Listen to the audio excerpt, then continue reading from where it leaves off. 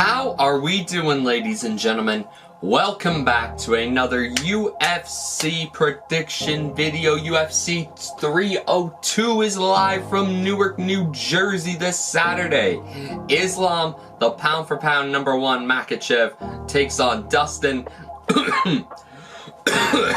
Great start. Dustin the Diamond Poirier in a massive card here in Newark. Oh man, I'm pretty damn pumped for this card. Prudential Center, it's gonna be a good time. We got Sean Strickland fighting Paulo Costa, Kevin Holland, Almeida, Randy Brown, lots of stars on this card. So let's talk pay-per-view picks, well my pay-per-view picks for UFC 302 Makhachev versus Poirier. First fight here on the pay-per-view is Randy Brown versus Oleksiejczuk dos Santos. Correct me if I said that wrong, but I mean, I look at this guy, this Brazilian fella, and that's what we're gonna call him, the Brazilian fella. Oh my god. Side note, if you're a YouTuber, don't eat breakfast before you record, because oh my goodness. It ain't agreeing with my stomach when I try to talk.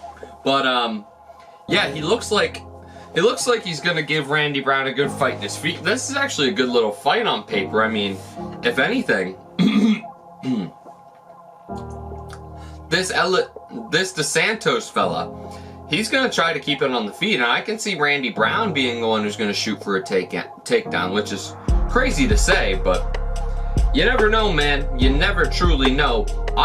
This is a good little fight, you know. I mean, when I first look at this fight, I'm like, they're trying to give Randy Brown a highlight reel to help promote him for the future and all this good stuff. But this is actually a really underrated fight. I could see this being a 3-round scrap. I think I'm gonna rock with Randy Brown here. He's shown me more in the past. I know more about him. Has the skills. He's very well rounded. But I'm gonna rock with Randy on this one. The Jamaican man will get a decision in this fight. I can see this being a 3-round brawl. I think those Santos can cause him some problems though, but I'm a rock with Randy Brown in this fight. Next fight up is Almeida versus Alexander Romanov. Pretty solid fight on paper. I'm still pretty pissed at Almeida though, because I had him in a 4-leg parlay at UFC 299, and he was the one leg that lost because he wanted to stiff his head in Curtis Blades' crotch. And then Curtis Blades just elbowed him to hell. I'm still pissed about that, because that would have won me so much money. But, okay, maybe you could have been fighting friggin' Tom Aspinall in a couple of months. But, anyway, pretty even fight on paper. These guys have pretty similar records, 20-3, 17-2. I can definitely see this fight taking place on the ground. For grapplers out there, this is a matchup you'll want to be watching. But both of these guys have over 50% of their wins by submission. It really just comes down to who's the better grappler. I mean, I can see Almeida having the better jiu-jitsu in a sense, and I can see Romanov have a better, you know, like wrestling style, if you want to say that. Like, just take you down, get on top of you, wear you out. But in terms of like getting the submission, I think Almeida will definitely be a lot better at that. It's gonna be a good little fight, but I mean, you know what's funny about these is like, I don't know why I keep clapping like this. You know what? You know what? What am I doing? But here's the thing, like, these grappler versus grappler matchups always seem to become boxing contests. Like Usman and Covington, and who was the grappler that Sterling fought? Oh god, I can't remember. Was it? No, but it wasn't Pedro.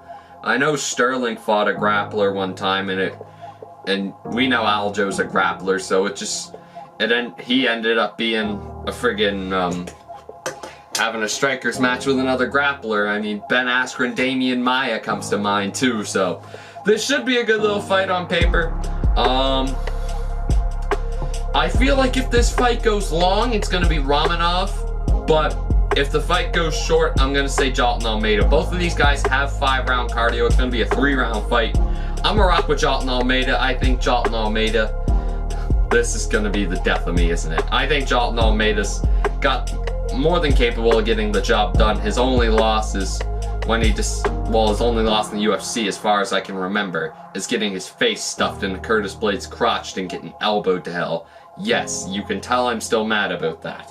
But, oh my. Yeah, I'm gonna go Jailton Almeida. I think he'll get either a third round submission or a decision, but on to the next.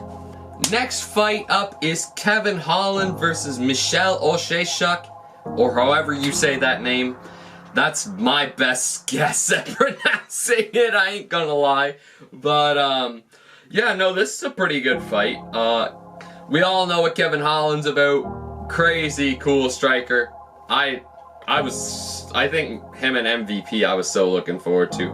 I still don't know why people thought he was gonna beat MVP. I still don't know why people thought that. MVP versus Ian Gary's next month. Or not even next month. In a month. Oh, Conor McGregor's fight is a month away. Stop partying, man. But I'm getting off topic here. Kevin Holland, he's got a flashy knockout in him. He's got cool spinning shit. That's a good way to put it. Long reach, he can keep people back with that jab. This is a middleweight bout too. That's interesting. But he's fighting Oleksiejczuk. 19-7 from Poland. Kevin Holland is the bigger guy, which interests me. These guys aren't cutting a lot of weight too. They're both cutting down from 195, so only a 10-pound cut for these guys. Only. But Michal Oleksiejczuk, or however you say his name, has got knockout power. That's one thing for certain. This dude has knockout power. With 74 of his wins coming by KO, TKO, Holland is going to have to stay defensive. Even Kevin Holland, 56% of his fights have been won by KO, TKO. These guys don't normally see the scorecards, which makes it really fun for us fans. If this fight goes to the ground, I'll be surprised. And I mean, honestly, I'd have to give the grappling advantage to Kevin Holland. Let's look at this stat. Kevin Holland is 28% of his wins by sub. Michal Oleksiejczuk, 5%. You tell me. If it goes to the ground, I'm going to give Kevin Holland the advantage, but Kevin Holland's a big favorite, and I'm going to rock with the Trailblazer as well. I think he's got more than enough talent to get the job done. I think this is a fight tailor-made for someone like Kevin Holland, and I can see Kevin Holland getting his hand raised at the end of this fight. I'm going to say Kevin Holland gets a second-round knockout against Oleksiejczuk, and it's going to be great to see the Trailblazer back in the winning column. I can't lie, I do love this dude. Now things are getting fun. The most hood fight of all hood fights. Sean Strickland versus Paulo Costa. Oh my god, I cannot wait for a press conference between these two. That might be the funniest thing I might ever watch. I could not wait to see Sean Strickland and Paulo Costa beefing about the dumbest things. They'd be like, yeah, you gotta invest it. Paulo would be like, yeah, you gotta invest in a fat chick. That's like buying Bitcoin in 2010. Sean Strickland would just be like, no fat chicks, America. That would be the average crap talking contest between Sean Strickland and Paulo Costa. But on paper, this is a pretty similar fight. I mean, Sean Strickland has double the fights of Paulo Costa. That could play a factor with that experience. Same height, obviously same weight. Sean's got 4 inches in reach though, and for someone who's really good at traditional boxing, sticks behind the jab, I think that could stick well for Sean Strickland, as long as he doesn't get hit with like some spinning kicks that Robert Whittaker got hit with by Paulo Costa. I think Sean Strickland will be alright. I mean, when it comes to their win-by, I mean, Paulo Costa's won 85% of his fights by knockout. Man, that's crazy. That is crazy. Man, Borrachino's a beast, man. Straight up. This guy's a beast. But Strickland, he's not one for a ground fight. 41% by KO, TKO, 44% by decision. This is going to be a fun fight. This is going to be a fun friggin' fight. I'm really looking forward to it. I mean, for Paulo Costa, you gotta make it a brawl with someone like Sean Strickland. You gotta out-brawl this guy.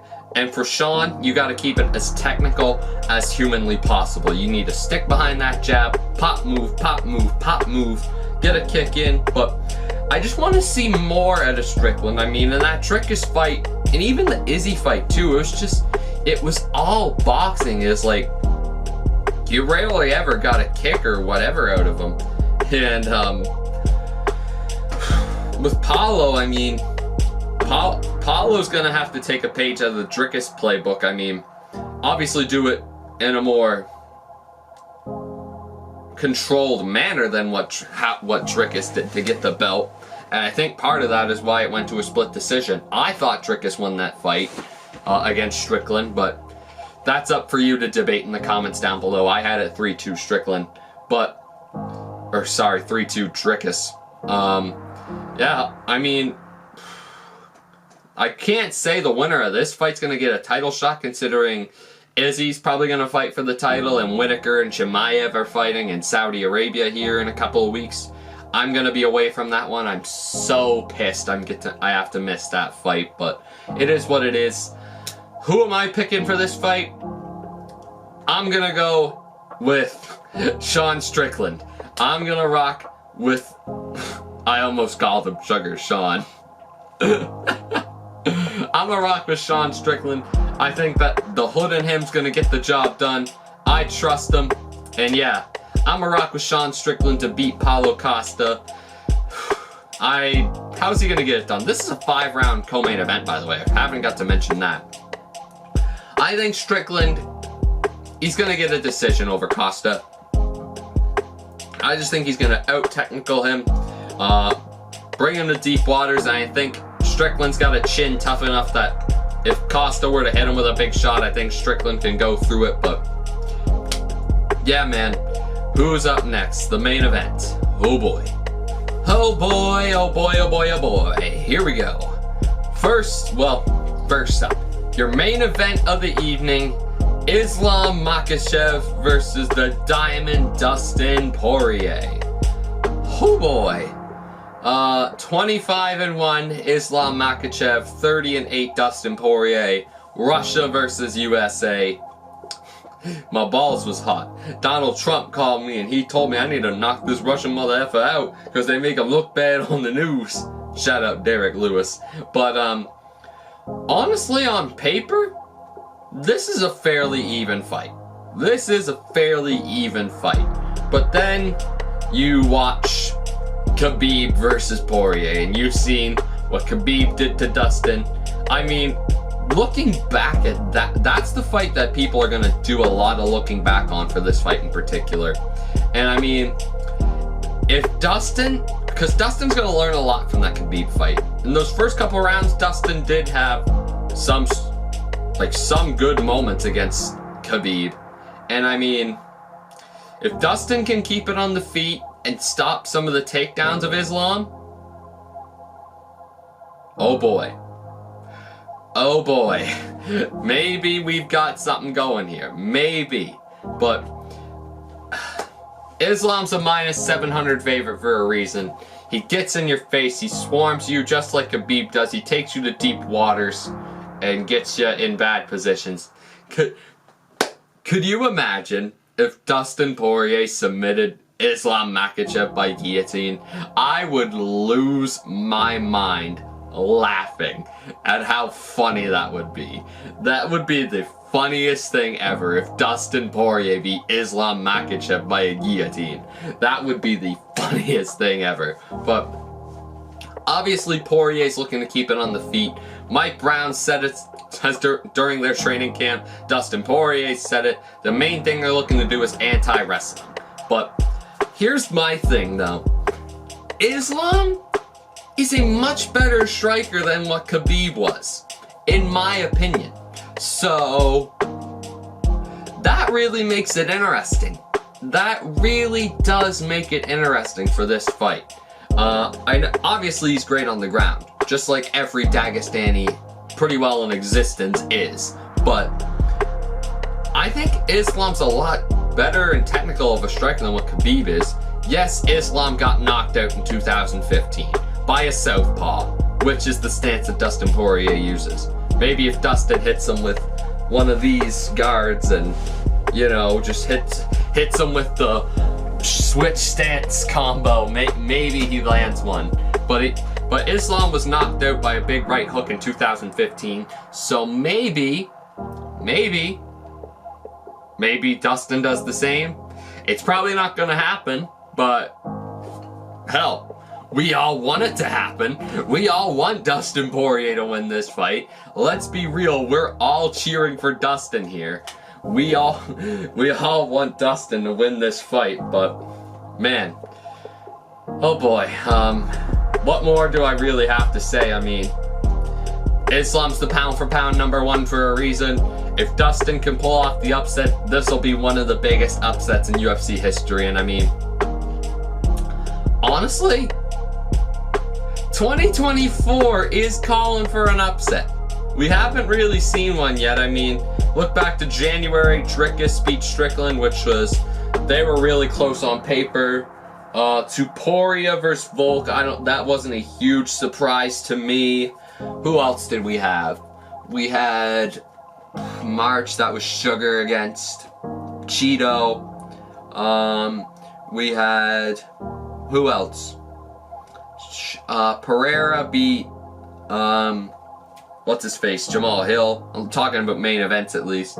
Max Holloway against Justin Gaethje. That was an upset. I'll still never forget how much I lost my mind when Max Holloway knocked out Justin Gaethje. And then, what else happened? Oh god, May. Pantoja beat Usyk. Probably the most forgettable card of all time, but that was actually a pretty good fight to be fair, but okay, it's time to make a pick. Do I go with my heart, or do I go with my brain and my gut? Honestly, I don't know why, but there's something telling me that Dustin's gonna do it.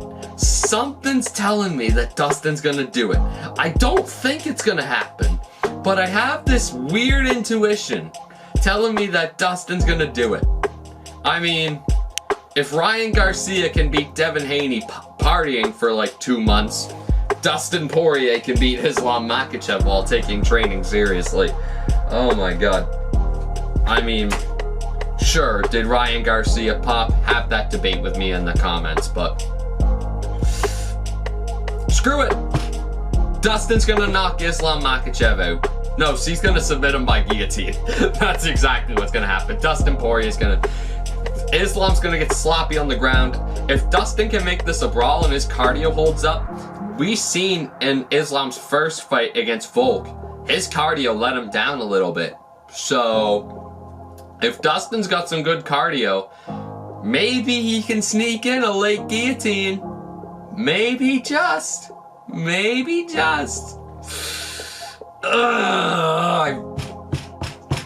God, I hope he does it. God, I hope he does it. I mean, I have nothing against Islam. He's a great fighter and a great champion, but oh, I really want Dustin to win this, man. I'm getting my hopes up too much. I'm smoking that opium again. Well, guys, that is going to do it for UFC 302 Makhachev versus Poirier predictions. Let me know who you got in the comments down below, telling me what you got for UFC 302.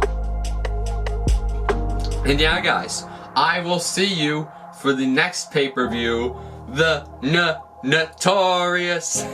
He's back.